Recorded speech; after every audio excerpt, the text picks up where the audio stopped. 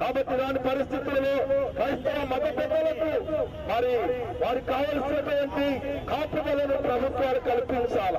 అంతేకాదు మన యొక్క అసెంబ్లీలో పార్లమెంటులో మరి చట్టబద్ధమైనటువంటి చర్యలు తీసుకొని ఈ మాదిగలను ఎస్సీలుగా ఉన్న వీరు మరి క్రైస్తవులైనందువలన మరి వారిని తిరిగి ఎస్సీ జాబితాలో చేర్చి రిజర్వేషన్ శాతాన్ని పెంచి కావలసిన కండిషన్ చేకూర్చాలని రాయలసీమ ఫెడరేషన్ జనరల్ సెక్రటరీగా నేను ప్రభుత్వాన్ని డిమాండ్ చేస్తూ ఇక క్రైస్తవులు ఇక నుండి ఉద్యమంలో ఏమాత్రం వెనక్కిపోరని ముందుకే కొనసాగుతామని మీకు మేము తెలియజేస్తూ ఉద్యమ నాయకులు రాజ్ కుమార్ రూబేన్ గారు ప్రతి ఒక్కరిని అభినందిస్తూ చేరేసిన పెద్దలందరికీ సభకు నమస్కరిస్తూ ముగిస్తున్నాను.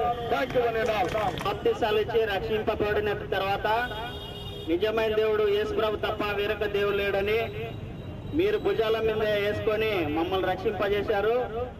మేము దొంగలాంటి జీవితం జీవిస్తామని మీకు తెలిసింది. కేంద్ర రాష్ట్ర ప్రభుత్వాలని ఒత్తిడి తీసుకురావడానికి మన ప్రియతమ నాయకులు ముఖ్య అతిథులు కాంగ్రెస్ పార్టీ డిసిసి అధ్యక్షులు గారు మన మధ్యకి రావడం చాలా సంతోషకరమైన విషయం. కాబట్టి కర్నూలు జిల్లా డిసిసి అధ్యక్షులు గౌరవ రిప్రజెంటేషన్ చేశారు.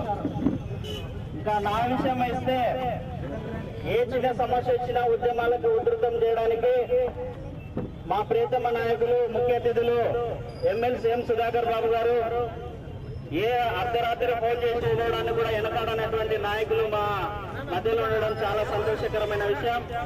ఇది కేవలం ఒక పార్టీకి సంబంధించింది కాదు, అన్ని పార్టీలు